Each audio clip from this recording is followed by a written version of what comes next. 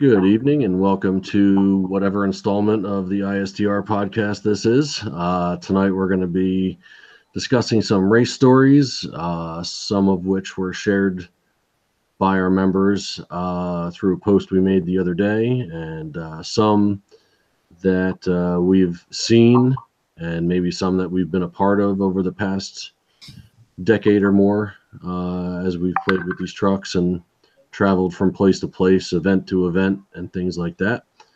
As usual, ISTR, what we're trying to accomplish is a complete source for not only information, but also preservation and, correct information for one, and preservation, and try to finally answer or maybe give some sort of solidity to how many of these trucks are actually still in existence. We are still working behind the scenes on the new registry.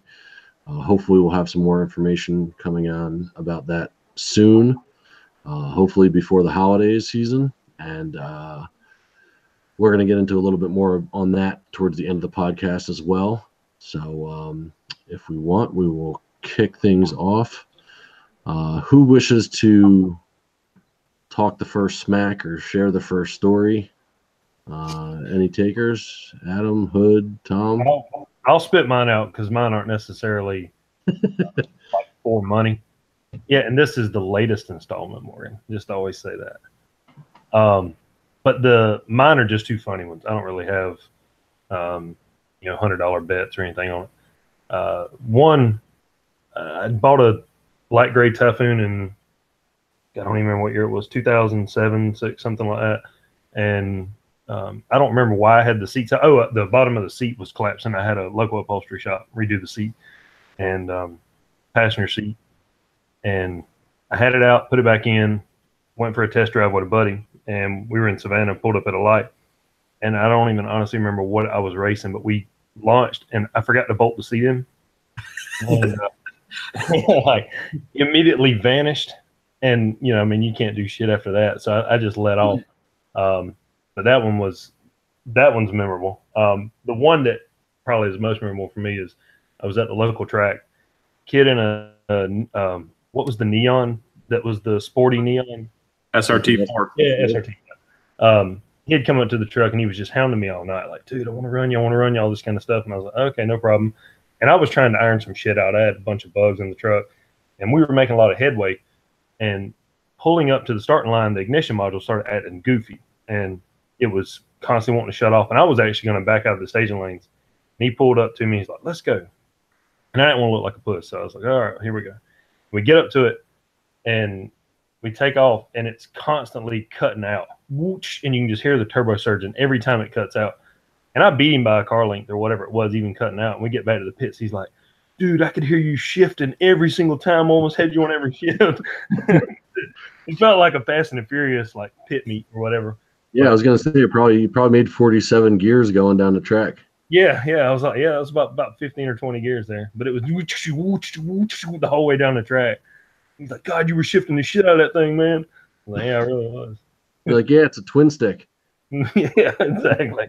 Old high-low 16 speed. Yeah, exactly. But anyway, that's my two. Like I said, not no $500 bets or anything like that. Nothing glorified like Street Outlaws, but funny to me. I guess I'll go with one of my favorite ones. I've been in a ton of street races and just situations. A lot.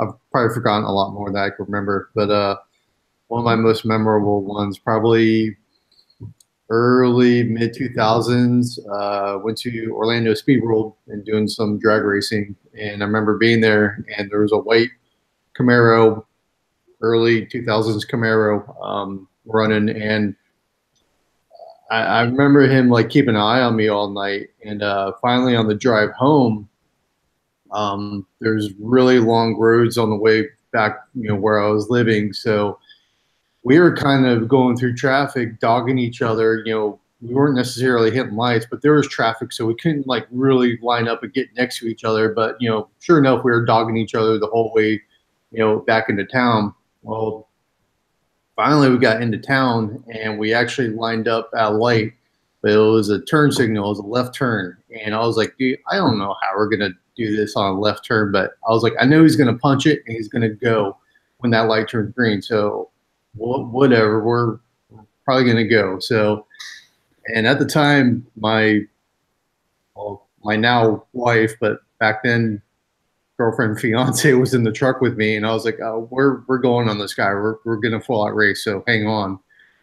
And we're in town, so I mean, we're not on the highway or anything like that. Light turns green, he just guns it. He's on the inside turn lane, I'm on the outside. So of course, I follow suit, and I punch it with him. It's a 45-mile-an-hour zone, and I knew in about 200 yards, there's always a cop sitting at that spot, but there's no way in hell I was going to let off and back off at this point. Like, this guy's been dogging me all night, so we're going. He got the jump on me, and I'm about a fender behind him the whole way, and we're both accelerating. No one's moving on each other. We're kind of just staying right next to each other.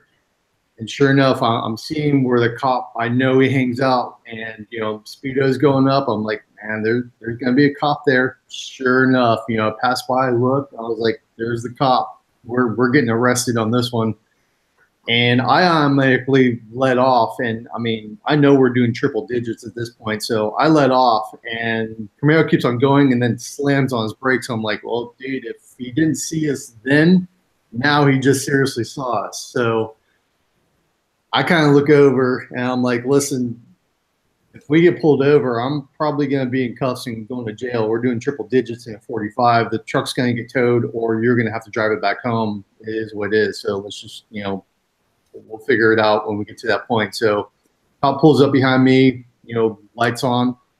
I'm like, here we go. And all of a sudden he boots out from behind me and kicks it towards a Camaro that's still in front of me. I'm like, oh shit, okay, cool. I don't know what's going on. I'm going to have the backup cop come and get me. There's an intersection coming up. So I'm like, screw it. I turn at the intersection, I book it home. And I'm like, dude, I know there's cops coming after me. Like, he's already called in my license plate, probably has my address. So he knows I'm going home or going to hide. So go home, hide. Didn't hear nothing all night. I was like, cool, it's like, kind of technically lost that race, but no big deal. I probably got out of some big trouble. A week later, I go out cruising and pull up to a known hangout spot, and just, it didn't occur to me, but pull up and I park next to a white Camaro. And as soon as I get out of the truck, I hear a guy like stomping over to me, just screaming and yelling. He's like, you in the Cyclone. He's like, you almost fucking got me arrested. And I'm like, whoa, slow down. I didn't get anyone arrested. He's like, you're the one that was racing me last week. I was like, oh yeah, how did that go? Basically kind of sat there and explained how like the cop gave him the 3rd degree, was about to arrest him. And, basically the reason why the cop pulled out from behind me and went for him was the radar speed was, I was clocked at 105. He was clocked at 107. So the cop deemed him the actual winner of the race, and he was the one that got the ticket. And it ended up being like a 400 and something plus odd dollar ticket for him.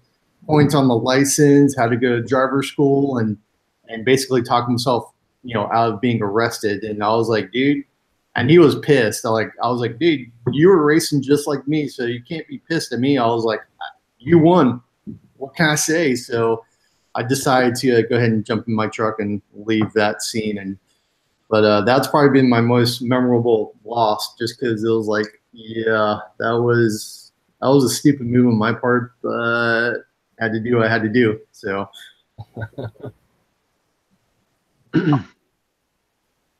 Fair enough. It's a good story. Yep. I really don't have all that many stories or anything to share that would constitute much racing. You raced in the mud one time. Well, yeah, I was gonna mention that, but for the most part, I tried to keep things clean. I mean, way early on in truck ownership, there were a couple dumb stoplight things. There was one with a local guy that had I guess it was a late 80s GTA that thought it was all hot shit. I don't know if it was a 350 or 305 under the hood. I guess it was a 50, but it was typical late 80s Trans Am, 88, 89, and we went out to the main road about 9 miles south of where we were at, and just took off from the light, and it was pretty close. I don't think I had my truck long enough to even do an initial tune-up on it. Like, it was that new. Like, I don't think I ever did plugs and wires on it yet. It was probably within the first 2 weeks that I owned the truck. And we went, and it was pretty close. I mean, I only beat them by like maybe half a fender. I mean, we were pretty much right there, and we were actually going over bridges and all sorts of crap too. So, and it was more than a quarter mile easy. It was probably more like a half-mile run, just till we got to a point where we could both pull off. And Need for speed race there. What's that? That was a damn need for speed race. Yeah. I mean, like I said, it wasn't really anything planned out. It was like, just a bunch of smack talk. Let's go down here and we'll see what we do. And that was about it. So it really wasn't much of anything. Really wasn't looking at the speedo at all. I was more or less just looking at the road and whatever else. And I could definitely tell the truck wasn't running right. And so after that is when I actually probably really started looking into ignition and doing first tune-up and things like that. So that was way early on in ownership.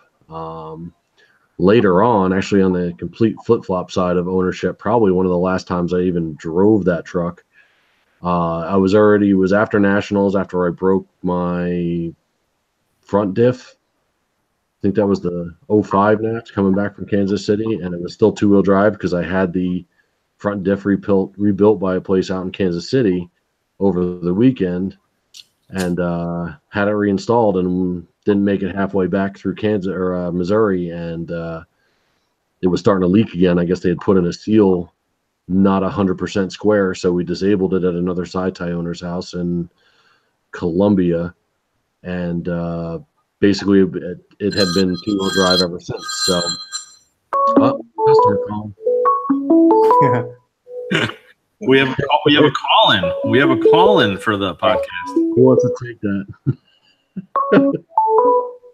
We need him on the call. He's got a lot of race stories. Where's he? Yeah. Hold on, I'll see if I can invite him. Shut him up.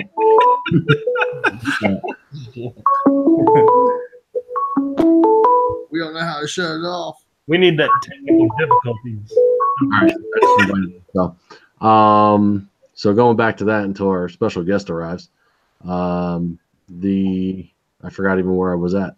And the complete flip-flop, I was already two-wheel drive. Truck was, I don't even think I was running super in anymore because I was never getting into the boost because it would never hook up. So there he is. So my truck was basically almost just daily driver status. I was running 87, maybe 89 octane in it. And I was actually driving a friend of mine to the auto parts store so she could buy parts so I could fix her car. And of course, we're driving along the road and pull up to a light. And of course, a Corvette pulls up next to me. And I'm not really even looking at it in his direction because I know I don't have anything at this point. Even if we did take off, all I'm going to do is spin tires. So we kind of take off to a slow roll, and then he's kind of like getting in it a little bit, and I can tell he's looking at me. And so he starts taking off, and of course I try to take off after him, but the truck's running like garbage. And every time it starts to run good, it breaks loose and then starts to crap out or do something else again. So I just got out of it and probably lost a little bit of face on that one. But like I said, I wasn't even prepared or even thinking about racing just because I knew the truck was not at its peak at that point. And and then of course there's always the mud run video that gets posted, or at least the picture gets posted every once in a while. The video hasn't made it on YouTube because or Facebook because it keeps getting pulled down because the guy that put the video together for me, or actually took the video and put it together, he put whatever music to the background, and of course as soon as you load it, if it's not listed or whatever else, they put it down for copyright infringement. So maybe one day I'll figure out how to get a clean copy of that and get it up. But that was just a case of being at the wrong place at the right time or right place at the wrong time. I don't know which, but it was at a car show. It was actually at S Series Nationals, I want to say in 04 or 05. And was there early Thursday. And that night it ended up raining the day before the actual show began. And I forget how many inches of rain they got in X amount of time, but I want to say it was like 3 inches in an hour or 2 hours or something. And everything was out in a big grass field, and we were all parked away from the road, obviously, for road noise reasons. And that morning, anybody that was parked out on the other side to get back to the road, you were getting your truck dirty. So once I had gotten out to the road and it was already dirty, I said, screw it, and had 2 or 3 other people with me in the truck, and we just went out and did donuts and ran around and got the truck really muddy, and that was about it. And honestly, I was quite surprised at how well it performed, considering it had Dunlop SP8000s on it at the time, and I don't really think they're mud rated. And myself and a lifted 2-wheel drive Blazer, I think, were the only trucks that actually went out on the field and didn't get stuck that entire weekend. So not really sure how that panned out, but there were definitely 4-wheel drive trucks that were getting stuck for whatever reason. And he and I actually made it out pretty well. So, I've got some other dumb stories, but again, nothing really monumental. There was another on the track story about just, wanting a certain time slip and the truck wasn't running right and ended up blowing through the traps at, I think I ended up running a 12.9, but I was also running like 12 degrees of knock and the injectors were at 132% duty cycle. So that probably wasn't the wisest thing, especially being over 1,000 miles away from home and not really having any alternate route to get back. But the truck made it, and that engine still runs. So that's probably like that must have been a Tuesday or Wednesday built engine, not a Friday engine. So, So let's introduce Harmon now that he's here, and he's been out laying pipe all day. And actually, I was gonna say, don't mind the man behind the curtain. you guys there's a car out there that is surprisingly, I'm not gonna say fast because it's not fast, but it's surprisingly quick and peppy. It's a Plymouth. Can you take a guess? GLH? Nope. GLHS? Nope. Daytona Turbo. A little more modern. Bro, I had one of those in high school. Shelby. A Prowler.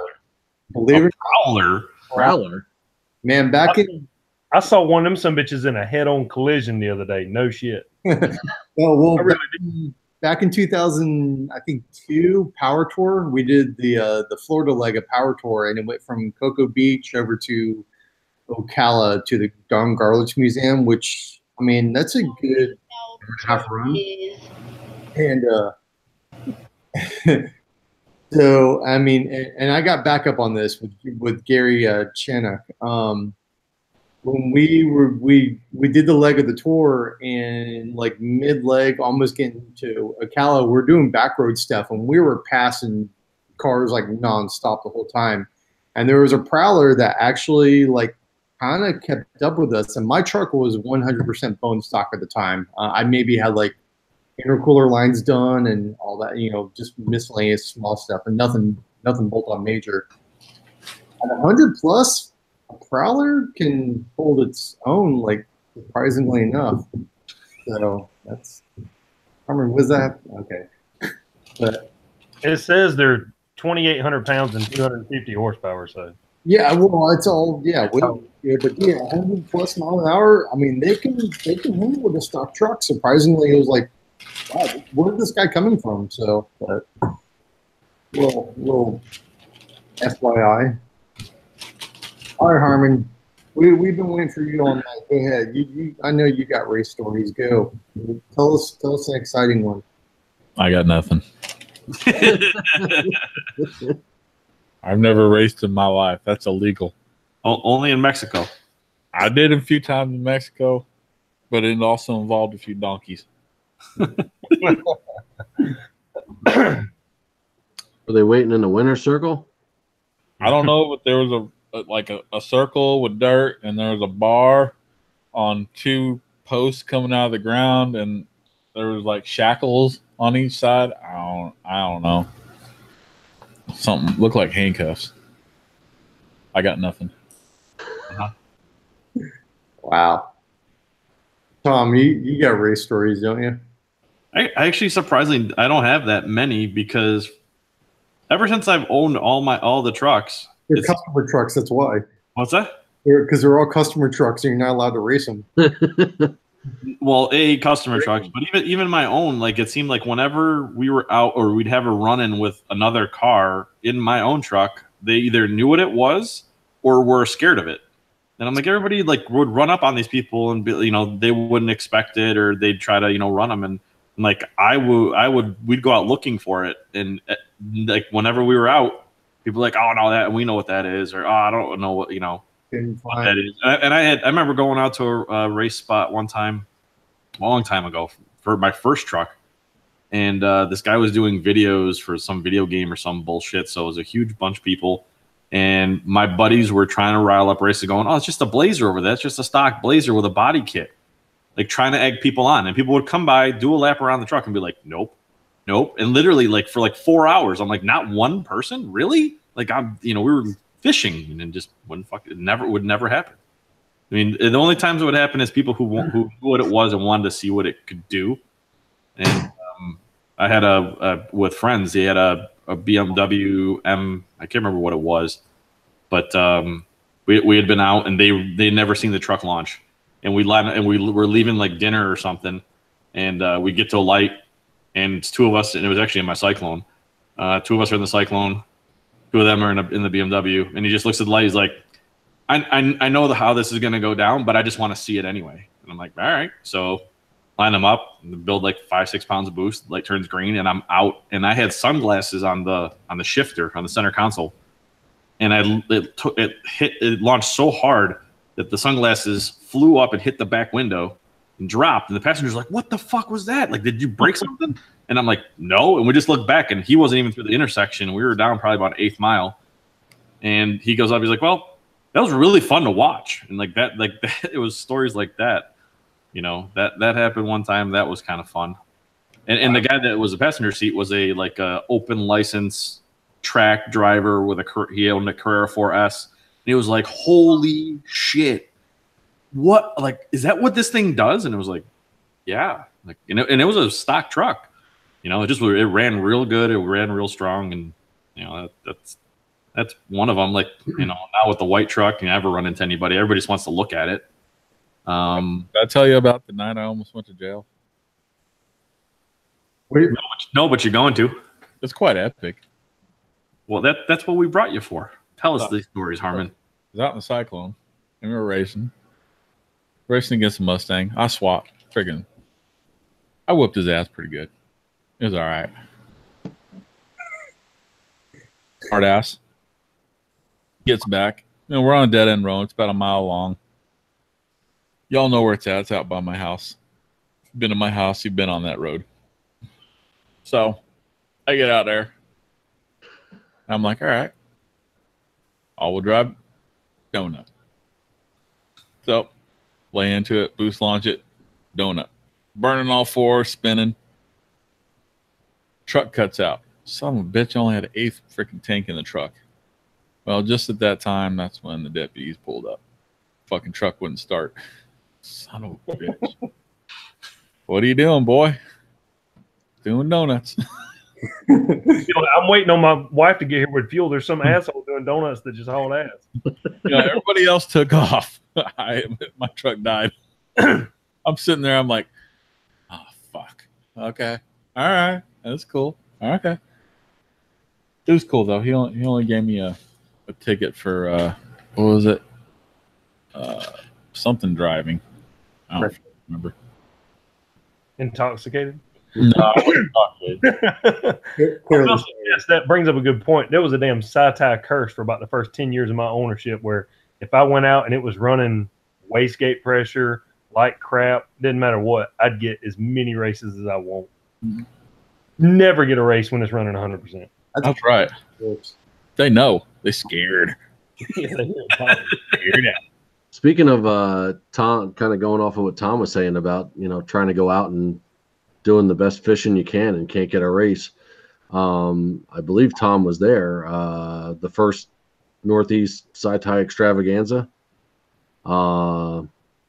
Think it was out towards Pittsburgh. I don't think it was in Pittsburgh, but it was out that way. And we had, I don't know, it was at least a dozen owners there, I was going to say. And coincidentally, I don't really know how it happened. I still don't know how that happened this day, but I ended up with the fastest truck that was there. And it was only running 12.5s, and that was probably underrated for what the combo was. And it was the same weekend that Fast and the Furious 2 had come out, and there was a movie theater right across the street from the hotel that we were staying at. So of course, it was kind of a gloomy weekend, or at least one of the days was. So we decided to go check out the new movie, and so most of us drove over there. And there was a decent amount of rice in the parking lot as well. So after the movie, we come out, we're just hanging out in the parking lot, and no matter how hard we tried, we couldn't get a single frickin' anything. Even just bone stock Civic SIs or whatever else was rolling through the lot, we couldn't get any of them to line up with me or anybody else for shits and giggles, not even money on the line. And just because we were bored. I mean, it was a crappy day out, and obviously we weren't worried about hooking up, so we were just trying to figure out something for fun out there. That's because they were passing around the rumor that you had $100 grand under the hood. Yeah. Yeah. Morgan Tran. Sounds like a legitimate name. Yeah. Loaded up with VCRs in the back, and it was just we couldn't get anybody. It was an Eclipse with a full body kit. It was like a ugly gold color. It was hideous, but we figured we'd get him for something, and nope, couldn't get him to race. And there was just no action at all. And it was like the one time where we were bored and wanted to do something. Just no dice. So I guess that's part of the SyTy curse for sure. Well, ironically enough, at that meet, I remember, it was raining, so we all went to go see the movie, and it was like hilarious to watch a movie with all of us in the theater. Oh yeah, everybody was talking shit the whole movie. Mm-hmm. And then the race thing happened, and me and Damien drove down. We, his Cyclone and I had Cyclone at the time. Yep. And his alternator went bad. The night we were all I remember we all rolled up to this gas station. The whole gas station was SyTys, and then we were going somewhere, and his alternator was whining real bad. So we decided to call it a night, park the truck, and wait till the next day so we can swap alternators. Nobody's racing there or anything. His truck's, we're just trying to get it to a store so we can get an alternator, find a parts store, put an alternator on in the parking lot, about to drive 5 hours home or whatever. And no sooner we get on the expressway, some guy in an Integra GSR rolls up, and we're like babying it. Like, okay, the alternator went bad. Let's make sure nothing else is wrong with the truck. We got 5 hours driving to do. And I'm just behind him, and I see him slowing down, and I'm like, all right, whatever. And he just goes, and they raced for like an hour. They would just slow down about 40, 45 miles an hour and take off. And his truck was pretty stock. And he'd get out on him, and then the other guy would catch him at like 120, and they'd slow back down. And they were doing this for literally an hour. We made it home, like a 6-hour trip, we made it in like 3.5 hours. And all I was doing was just trying to I would lose sight of them, and then I would be cruising at about 110 just to try to see where I would catch up with them. And as soon as I start gate, they'd take off. Tom, what? Why the hell are you driving so damn slow? I'd have been all up in that ass. I'd be like, it was a 2-lane highway, and it was the two of them. So it just And I remember we get like home, and it's like, yeah, alternator works good. Yeah, you tested it enough. You freaking didn't go below 130 for a good hour. And all the volts. Oh yeah, all the volts, all ready to go. All the volts. Ironically enough, has a voltage issue on the way down to Carlisle this year. I would be up his ass with my 8mm rolling right outside the window. Oh yeah, be videoing. It's funny how you guys have the stories of you go fishing and you can't catch anything. I remember going out, me and Ian used to go out in both our trucks, and we go to full on downtown Orlando and go to this hangout. It was known as the Corner, and it's where Fuel Slut used to hang out. It was a car club. and I mean, pretty decent. Fuel slut. Yeah, fuel slut. No, I had one of those in my life. so I don't know if that was a dancer or what. I don't know, but it sounds quite amazing. it was an Orlando Car Club fuel slut, man. I kind of want to order me a blow up doll and put fuel slut on it. But, Carlisle That's our 19. next podcast. so we used to pull up, and of I course, want to pull out on fuel slut. when you're pulling up with two cyclones, of course, like the whole crowd's like, "Oh shit! Like cyclones! Oh my god! Like they're here gonna race!" And they'd go ballistic, and it's like, we'd park, and hands in their pockets, like, "Hey, what's up?" Like, no, we're not racing time. We're just hanging out. No worries. And that's where like they would like do all their dealings and like all the like they'd make all the race deals. So you every once in a while you'd see two guys start getting into a heated argument of like, oh no, like you're going to give me the hit, or I want 2 lengths, and look at your tires, and I'm only running 100 shot nitrous. Well, we're there one night hanging out. I mean, and we're go ahead. What? Anyways, I'm not angry no more. so we're hanging out kind of on the edge of the crowd, and these two guys are going at it, trying to figure out a race. And then all of a sudden, like in the midst of it, it was all like, well, you know what? If you don't want to race me, you're racing the Cyclone. And it was kind of like, wait, what? Like, no, you're not racing the Cyclone. No, that's not going to, no, we're not. No. So it was like, we'd go to hangout spots and be like roped in with not even saying anything. I was like, no, guys, I'm not doing a 10-second Camaro or Mustang tonight. And because they used to like to race. It was like 37th Street, which is like 2 streets over from the Orlando jail. So like they'd be basically running right near the jail. And I was like, no, we're not doing that tonight. So, but being roped into a race when you're not even looking for a race, that's pretty interesting.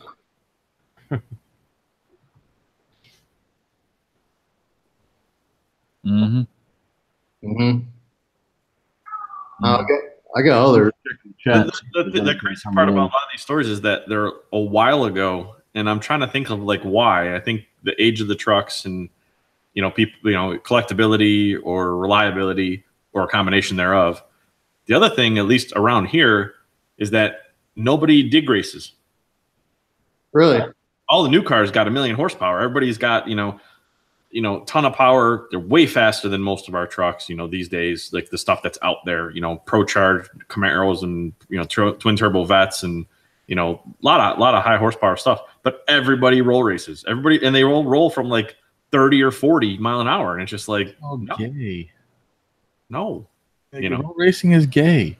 Let's dig race, and then it was like, let's just put that out there right now. Okay, all right, because I think we're on YouTube, right? Yeah. All you roll racers, you're gay. Just like when you say roll race, just go ahead, take out the strap on, belt that bitch back up. All right, let it hang, and just be like, take me in the butt now. All right, because roll racing is gay. Get on the line. Wait for the light to come on and go. All right. Let's go from a 30 roll. Oh my God.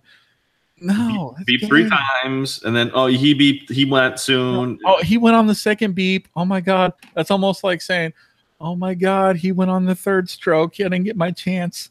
No, that's gay. No. Stop it. Just stop. All right. If you're afraid to break your shit, you should be racing. Racing is breaking shit. That's what you do. So just checking on the SyTy chat on YouTube. Steve from Chicago area. Is he roll racing? He better not be. Apparently, when he blew his engine last week, he was racing an Evo. I don't know if that had been posted, but he just posted that up now in the YouTube chat. Did he have the balls to go from a dig on an Evo? I don't know. I certainly hope so, because he was roll racing. He's gay. I've raced an Evo from a dig. That's a respectable car. Dude. I'll do Evo from a dig. Hell yeah. Get her done. That's a respectable car. They're fast. There's a big shop here that they started doing their primary focus was Evos, and there's a lot of fast Evos in town. Roll or dig. Just a simple chip reflash and tune, they become really deadly. Yeah, but around here, like if you look for an Evo for sale within like 200 miles, you will not buy a stock Evo because they don't exist here because they're all modded by the shop and they got some fast cars. Yeah. My farts become deadly when I eat Taco Bell too. Who gives a shit? I'll still race them. Yes, amen to that, Harmon. Done. Tom, you were there for the Eclipse or the Talon race at Eclipse race Nationals, right? Yep. Well, you want to tell that story because that one involved a lot of people and a lot of people's money. I don't know a lot. I was kind of like a passenger on that ride. Like it was like there was like this whirlwind happening in the parking lot of people lined up this race. They were going to meet at this spot, and you guys were lining up like which trucks were going to go to try to play a shuffle game on which truck he was actually going to race because he picked a stock truck, and we're going to roll up with another truck that looked like that one because we didn't think they'd be able to tell the difference. And then I just kind of got jumped on board and was like, yeah, let's go watch this. And I don't really know what the details were. And there was a pool of money. There was at the time a fast stock truck, and his thing was he was going for the stock turbo record. Yeah. You know? And it was lightened. I know he had like no wipers, like a whole bunch of stuff taken out of the truck. But I don't really remember all of the details. I remember going and I remember it being a way longer than a quarter-mile race. That was the first meet I'd ever been to. So I was like, oh, this is fucking awesome. So I was just a pure spectator. So I don't know how good I'd be at telling that story. It was basically, I know I was doing a lot of shit talking in the parking lot just to drum up a race. And then finally, me do that. Yeah. No, when the guy with the Eclipse, like we were told, like one of the local SyTy guys, they were like, don't race that thing. It's like he's a known street racer and he will take your money. And it's like, nah, dude, we got this. Like, dude, there's like 200 of us. Like, what is he really gonna do? So, yeah, we lost. Well, I remember he rolled up and he had the headlight out and shit, and it was just like, oh shit, what is this thing? And then they were all hush hush about it till they showed up, and then we all realized like, fuck, this thing is fast. But dude, you're right. It was like, it was supposed to be a quarter mile, and then like, when Chris raced his truck, he's like, dude, we were doing like another 15 or 20 mile an hour over my usual trap speed, what a quarter mile goes. He's like, that was way longer than a quarter mile. So I don't think it will matter. He still lost regardless. So whatever, still fun. Of course, I'd have spanked them. Yes, your truck also was not stock. I still spanked them. Harmon, give us a good racing story, Harmon. I know you got them. Well, let me just touch on some of the things on Facebook so they don't go get brushed under the rug here. Lance had chimed in 5 days ago on a post about he was out to dinner, had 5 people in the truck, and came across a Civic and a Mini Cooper Type S that were racing each other and ended up blowing by them. And I guess that enticed the Mini to try and race them, and I guess ended up going and blowing his doors off more or less. That that his POS Blazer put lengths on his new sports car, and I guess his passengers were laughing and waving and blowing kisses at him as they were going by. So I like the kisses. Yeah, wasn't his best kill, but it was definitely his favorite. We should have went out racing that night in Pete's truck at Bowling Green because there was about 9 of us in that Trailblazer. It was a little like a damn clown car. On the donut run? Yeah, on the donut run. The donut run. I will say, though, I don't think none of us were in the complete, at least the ones that were in the back of the truck weren't in driving condition. I was good. What are you talking about? I was sober. I only did one. Yeah, you were a couple of beers in sober. I would never do such a thing. Yeah, hey, we were driving. It's all good. Sweet tea. That was canned sweet tea. I tried. Coors sweet tea. Yeah. And Anheuser-Busch sweet tea. Tap the Rockies. Another one was Thomas Sally had posted that back in the day he was running a pit bull chip pushing 17 psi. Ended up coming up with a Mustang on one side of him and a Mitsubishi VR4 on the other. And the Mustang was never seen again. and he was able to put a couple lengths on the VR4. But it was, I guess, back in '97. This was taking place, and was definitely one that I guess was obviously memorable for him. So it sounds like it was a pretty decent time. Me and Hood got stopped for street racing in Georgia one time. We got stopped by the cops. Did we? Yeah, except we were on SyTy though. Oh yeah, we were on pocket bikes. That night we thought it was because they told us to leave, and we went down to another spot and raced. This was like 3:30 in the morning or something, and we thought they followed us there, and it was a high school couple coming to like park and get it on, and we busted up their whole thing. But the cop, cops are back, and it turned out to just be like a 16-year-old kid. But the cops got called thinking like they were dealing with a bunch of like biker gangs and crap, and they were like, "Dude, you guys are running 49cc pocket bikes. Like, what the hell?" The Burger King girl was like, "There's motorcycles terrorizing the parking lot." There was. Yeah. Yes. Hell yes. I think I've raced a few times. I'm trying to think of the most memorable one. What's the shortest time span that you've ever had a transmission? The parking lot in Savannah. The parking lot in Savannah, yeah. Unloaded it, and me and you snapped it in 30 feet. Yep. Off the trail in a 16th of a mile. Yep. I told you though, I said something will happen because I'm riding, and sure as shit, we walked back. And all I heard was, "Oh sh!" Boom. Yeah. It was good stuff. That was good. Never do 700 Rs 15 times in a row. They won't hold over a lot of horse. They just won't do it. It's impossible. I'm sorry. There's no if good. Someone says they can do it, they're full of shit. Now, the time I went to the racetrack and Underground was out there, and they had their 2 GTR Alphas, and they were sitting there making fun of my little S10. I'm like, all right, okay, let's go. All right. So at the end of the night, I had made like, God, I'm trying to remember. It was 8th mile tracks. I think it was like a couple 5.5 passes. But I think it was like 5.4. And so we were the 2 fastest out there.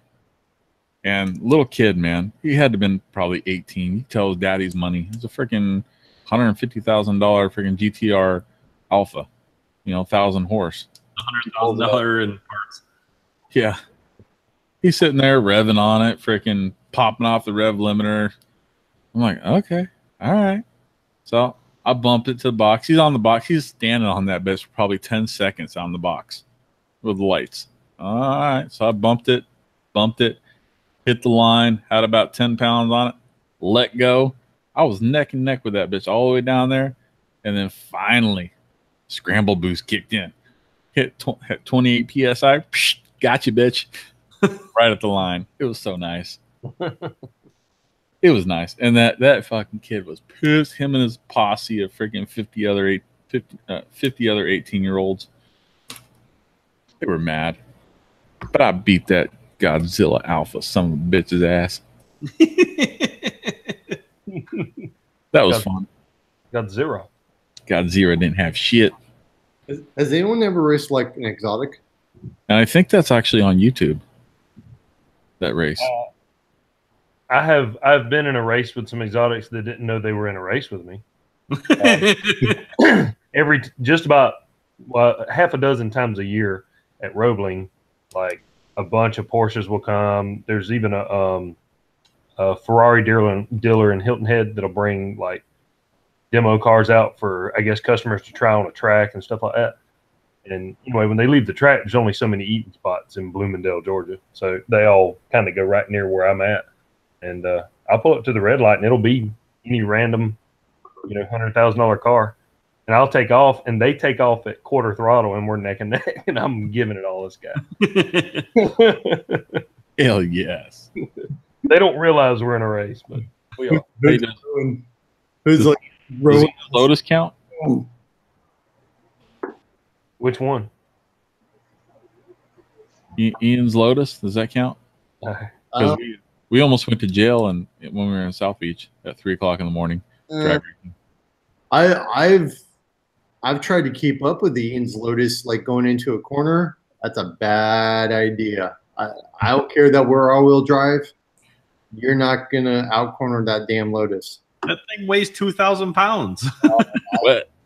He turned and I kind of kept going and not turn, and I almost like literally put myself in a ditch. So That night in South Beach, Miami was pretty epic. That was epic. Harmon, do you get race propositions on motorcycles? Because I've been asked to race more times on a bike than I ever have in my truck. All the time. Me too. All the time. And you know what? Kids are like, I ain't got to race no bike. And they'll go, well, can we do it from a dig? I'm like, you can race my H2 if you want from a dig. I don't mind. Let's do it. And then usually when I pull up, they're like, why does it say supercharged on the side? Because it's supercharged. Hello. Well, I ain't racing that. I'm like, why not? It's just a motorcycle. It's no big deal. I got the sticker at AutoZone. I mean, you got like 4 more cylinders than me. You're good. Yeah. Hell, you even got a seatbelt. I don't. Shit. I got pumped. I got 87 octane in this bitch. Let's go. I'm good. I'll add to that, racing an exotic when you don't know they're racing. I'd finished this. I think I told you guys this story before, but I'd finished putting together the shop Cyclone with the new 4-link and stuff in it, and it was the first time it had been on the street. And we stopped, checked everything. We're going to like a Cars and Coffee. A Carrera 4S Porsche is in front of me, and we're coming on this sweeper of an on ramp, and he kind of looks back, and I could see him look back. And the thing these days, I think, is people are like, what's this old little truck doing? Like, nobody knows what it is. And like where I live, S10s don't even exist because they're all piles of dust now because of rust. So he looks at me, and I'm like, oh, this guy's going to take this corner pretty quick. Let's see how this suspension like feels. You know, nothing's going to fall off. We haven't dialed anything in, but it's, you know, it wasn't even aligned. Like, whatever. So I'm like, let me just see if I can keep up with him. So I just kind of like right on his bumper, and he looks back with the, what the fuck is this guy think he's doing? Look. And he gets on it even more. And so I get on it even more. And I'm like, oh, this thing feels pretty good. And he's just looking, and we get to like, that was starting to straighten out, and there's another lane. So I just pull up next to him. I look over at him, and I just kind of wave, and he just has this look like, what the fuck is that? Like, well, not stock, but whatever. And then I just blow past him, and he just literally like slowed down by like 20 miles an hour and just kind of let me go. That's like, I don't really know you're racing. I just want to see if I could hang in this curve with this Porsche. He didn't want a piece of shit S10 careening into his Porsche. Probably not. And I was more worried about my cladding than his Porsche. So that was actually a deputy. He was on the radio trying to get back up, but you took off too fast. Oh, I've street raced an undercover cop before. Oh, many times. That was a bad idea because I got pulled over and got a good lecture on that one. I never got a lecture. The only lecture I got was for winning.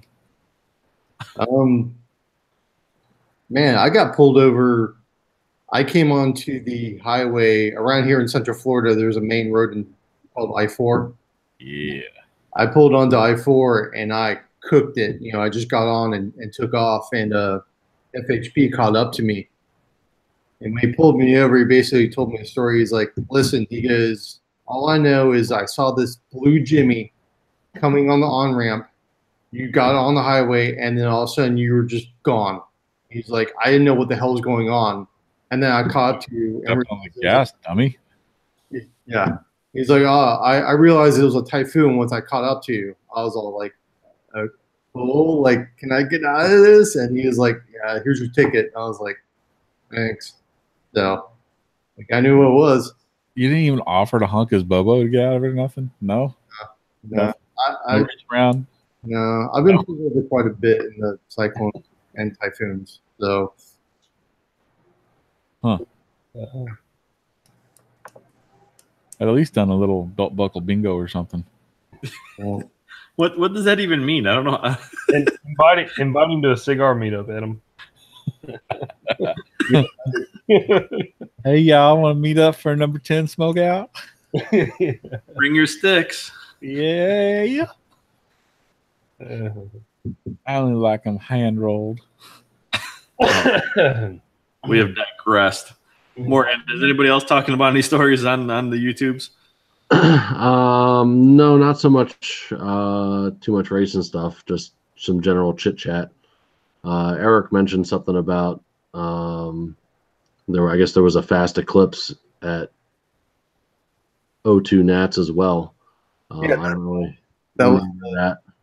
that was that race that I mentioned that. Oh, okay. Yeah, I don't really remember too much from that either, so I'm kind of with Tom on that. I like Yeah. Gary Linder's story about the ZR1 at the cruise night. Yes. I wish I could read. Eric says his truck runs. I race minivans. I win. Oh, you know who's got a pretty quick truck? Ian Bokish. Yeah, that thing's all the fast.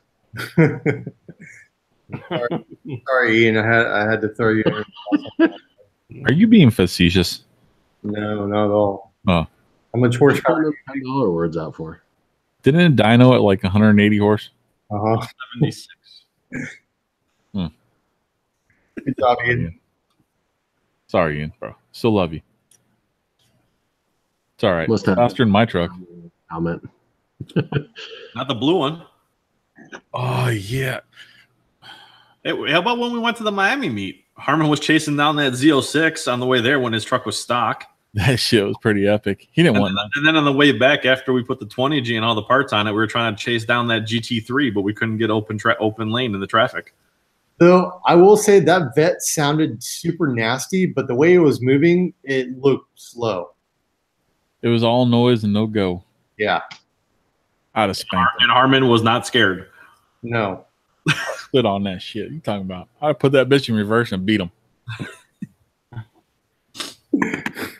But we were all anxious to try to catch up to that Porsche on the way back. Like, let's see what this thing does with this 20G on it.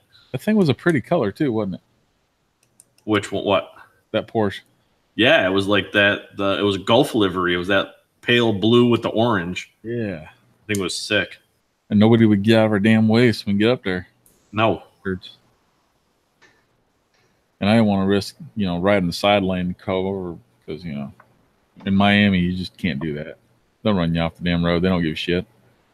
Well, you can do that, but It's not recommended. right. In your 1992 CK 1500 with dents all over it, yeah. Yeah. As you're running over the 200 nails that are in the side lane from the roofers. I mean, let's be honest. The Porsche is the Honda Civic of Miami. It is. It is. It's like that here in Tampa too. They're freaking everywhere. It's like everybody has a Porsche. Yeah. I mean, if you're in Miami and you drive a Porsche, ain't no one paying attention to you at all. More or less than if you're driving a 1991 to 93 S10 with a body kit on it. Oh, Which is epic. we're the exclusions. Only cool people drive those things, man. Hell yeah. Speaking of which, I need to drive mine. Yeah, speaking of which out of the five of us here has driven one recently? It's been a week. It's been 12 years.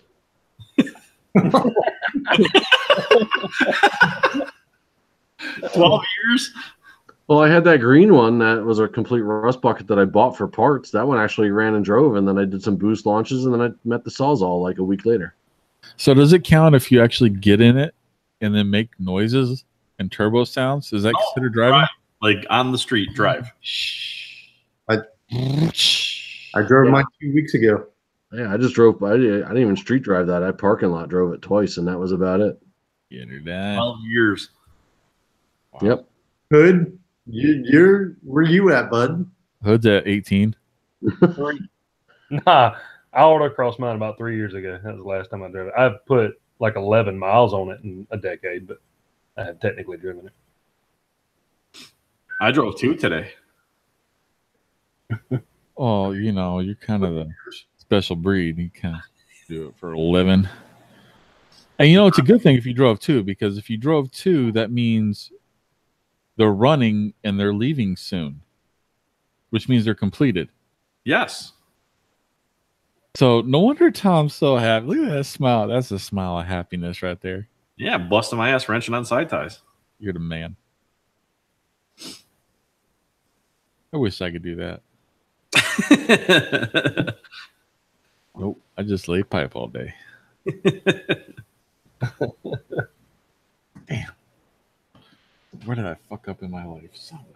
Hey, the last time we got together in Miami, you drove yours all the way to Miami and back. Fuck yeah, I did.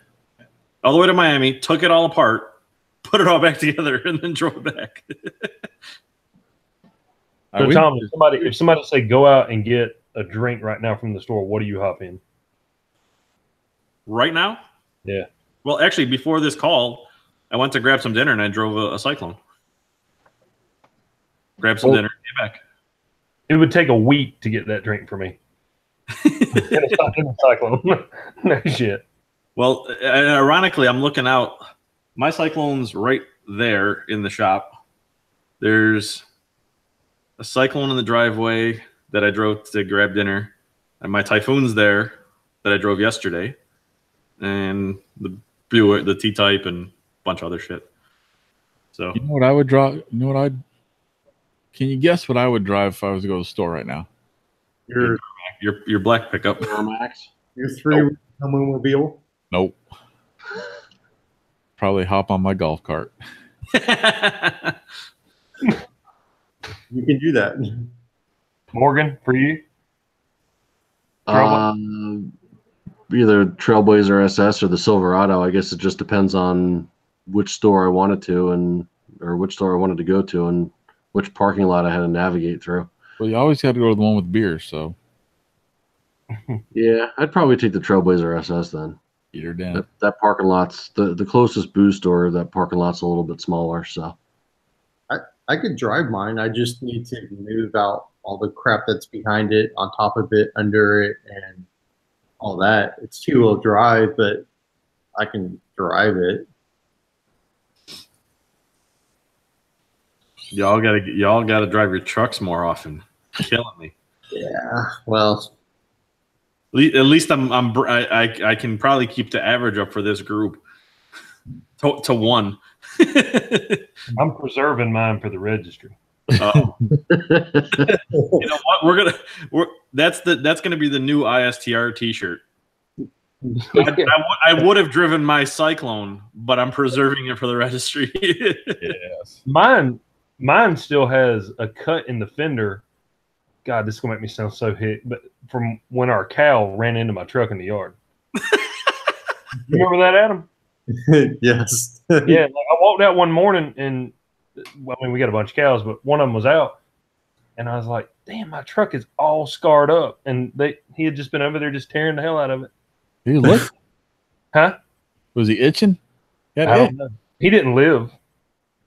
We butchered him. That's what you get for fucking up the Cyclone. Kind of a no-no, yeah. Touch my truck. Bitch. You don't have backstrap tonight. Animals and vehicles you don't have luck with them, because then you have like a bull like ram your Dodge or something like that. Yeah. Well, I push cows with the Dodge. So, like if they won't move, I'll push them. It's all beat up. Nice. Speaking of T-shirts, Adam, you got any T-shirt info for us? Yeah. So basically, ISTR T-shirts, guys. Like what we're wearing here, we can see Tom. Tom, actually, can you do a little spin for us? A little spin around the back. Right on. Look at that. ISTR shirts. Oh my God! Look at that sexy back. Yeah. A link that you can buy these things. $15, and you can get yours. Support the cause. You want to get one and be cool. Yeah. Yeah. Stuff. Yeah, you can go to the store on SyTyRegistry.com and I'm gonna put right now on Facebook. all right, throwing it on Facebook as well. And along with the shirts, we were going to do a more formal, and we probably will still do a more formal. That's a nice muscly throwing on you got there. You know, if you get sweaty and want to take your shirt off, that'd be just fine. Make sure you stretch out those creamy hamstrings. Yeah, definitely more formal. Post about membership once again. We were just thinking about it and talking about it earlier before we went on air here. There's always a bunch of people that are interested or we're planning on, or I'm going to get to that when I get on the computer next time, as far as joining ISTR and actually going through with membership. And we just kind of wanted to be a little more transparent as to where or what your membership is for and why it's important to us. What does transparent mean? Transparent? Do we need to He's break out the dictionary, or That's a just difficult make word. everything crystal clear as to what our agenda is?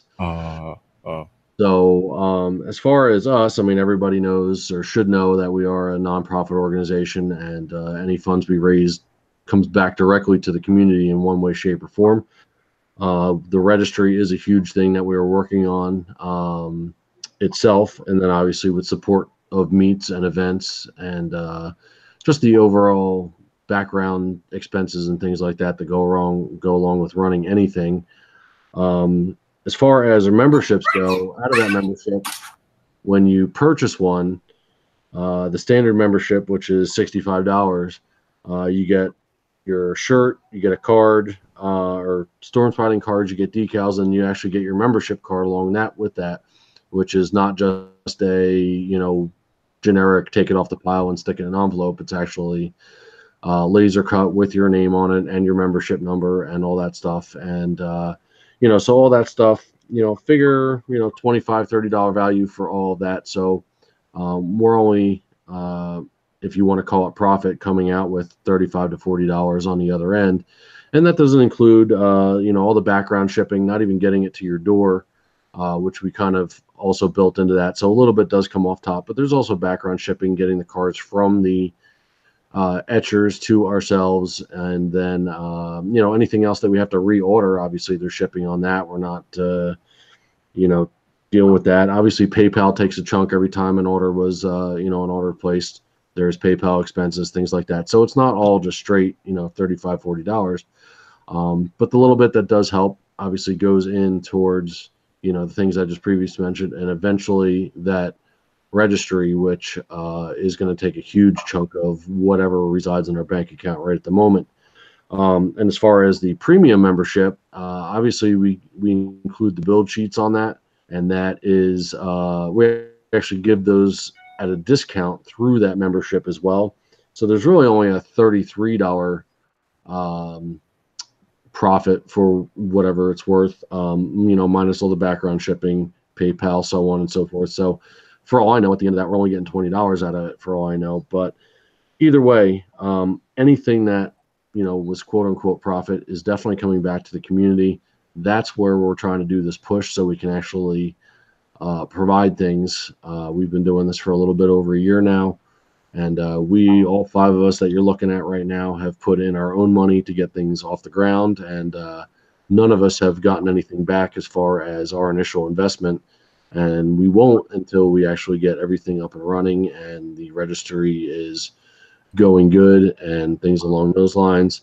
So just wanted to try and cover as far as where we're coming from and why we are pushing for membership.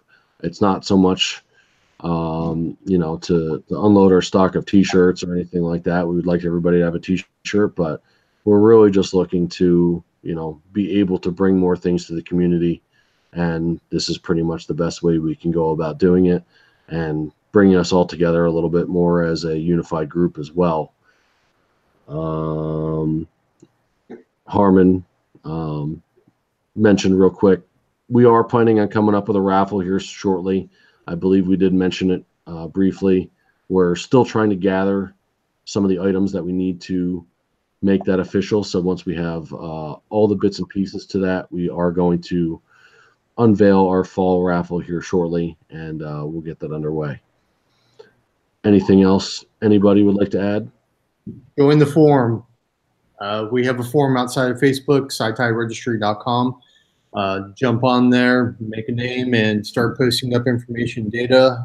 Reason being is because you'll find that Facebook is not the easiest thing to search, and when you post up technical data or historical information, it's really easy to get lost on Facebook.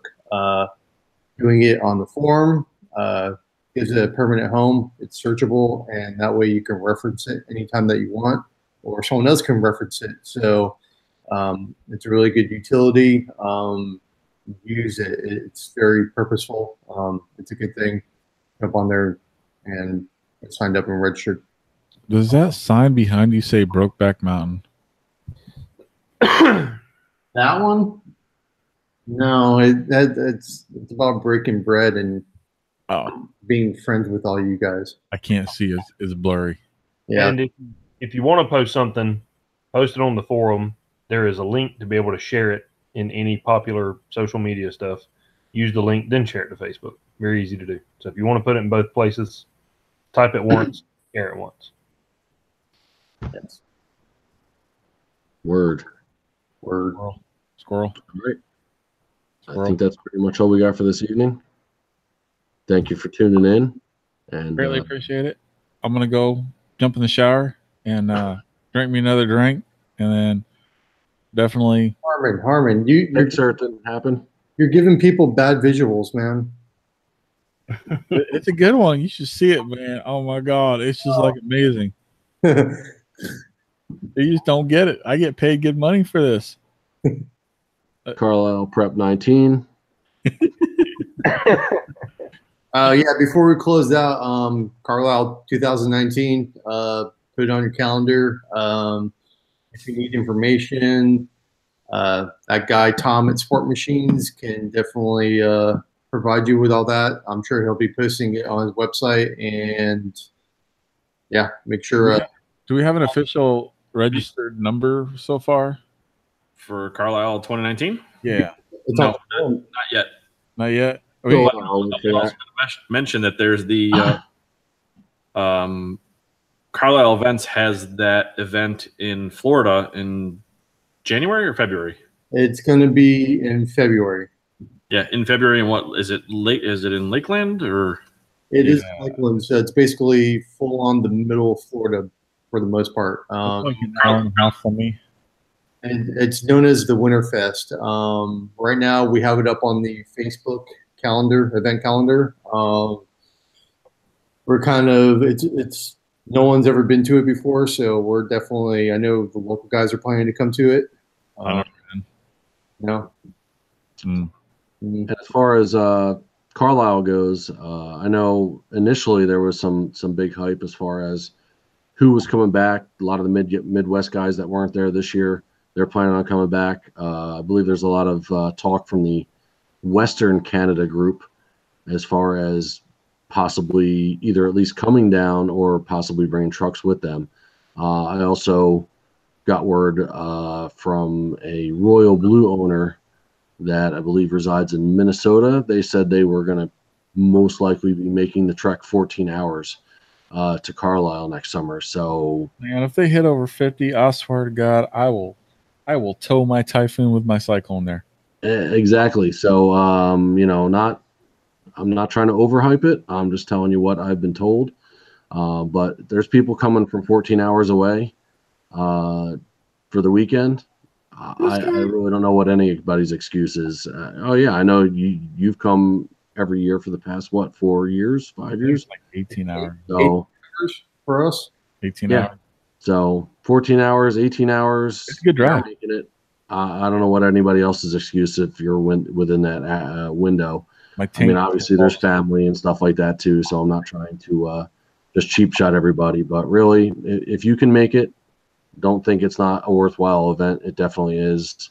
Even if you can come for a couple days or a day, show up on Saturday, it's really a good time. So I'm sure we'll be hyping up Carlisle a little bit more when it gets closer, but it just happened to be fresh on my mind that somebody said that they were planning on bringing their Royal. Well, the hype starts now. You know, we have a year. You know, there is that hype. There's time for everybody to work on their trucks and make schedule changes and put in their vacation time for work. The dates are already set. The hotels are already booked. The dinners are already set up. So a lot of that's carried over for the last 5 years that we've been, working hard to make it a worthwhile event. It's come together. It's constantly bringing new attention, new people. And like Morgan said, it's always a good time. So, everybody's got a year to get their stuff together, build their trucks, put their, get their vacation time squared away and make it. Cause that's what makes this community, all the stories we've been telling for the last couple of podcasts, all the history, we're trying to create new ones. And, I think every year we do at that weekend. And the more of you there is there, the more fun it is, the more stories there are, the more different trucks we all get to see. There's a lot more uncensored ones we could share, but the more drinks that Harmon can pour you. There's some really, really good stuff that goes on that we can't really share on YouTube. We got to find a case of the energy drink that I posted in the group the other day. Yeah, that was pretty epic.